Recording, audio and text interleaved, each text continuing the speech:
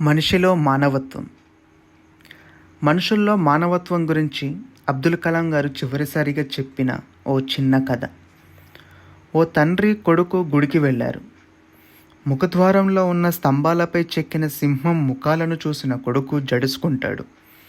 భయంతో, నాన్న పరిగెత్తు, సింహం మనల్ని చంపేస్తుంది అని కేకులు పెట్టాడు. అప్పుడు ఆ తండ్రి కొడుకుని దగ్గరగా తీసుకొని, అలా భయపడకు బాబు, అవి కేవలం శిల్పాలు మాత్రమే, అవి మనల్ని ఏమీ చేయవు అని చెప్పాడు. ఆ కుర్రాడు బేలగా శిల్పరూపంలో ఉన్న సింహం మనల్ని ఏమీ చేయనప్పుడు అదే రూపంలో ఉన్న దేవుడు మనకి ఎలా మేలు చేస్తాడు అని అడిగాడు.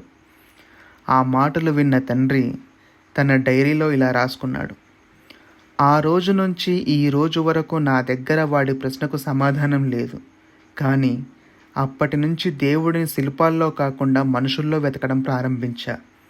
దేవుడు కనిపించలేదు, కానీ మానవత్వం కనిపించిందని.